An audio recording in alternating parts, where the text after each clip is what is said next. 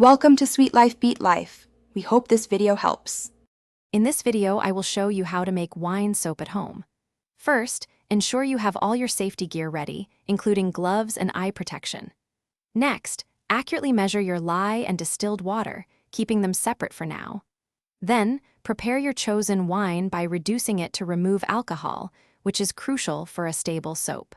Finally, we will combine these elements carefully to begin the saponification process, transforming simple ingredients into luxurious wine soap. Safety is paramount when working with lye. Always wear long sleeves, gloves, and eye protection.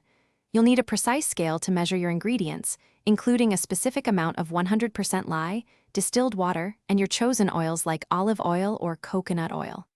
Remember, lye is caustic, so work in a well-ventilated area and keep pets and children away. Proper preparation ensures a safe and enjoyable soap-making experience. Now for the exciting part, saponification. Carefully pour the lye into the reduced wine, stirring gently until it dissolves completely. This mixture will get hot, so be cautious. Once cooled, slowly add this lye wine solution to your warmed oils. Use an immersion blender to mix until it reaches trace, which looks like a thin pudding. This indicates the oils and lye are reacting, turning into soap.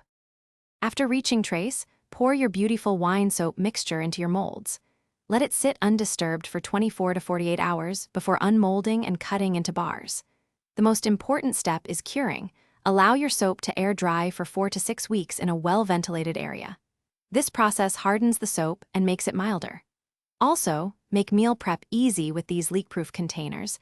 Check the description for a link and other great deals. Enjoy your homemade wine soap. Thanks for watching. Consider subscribing if we helped you.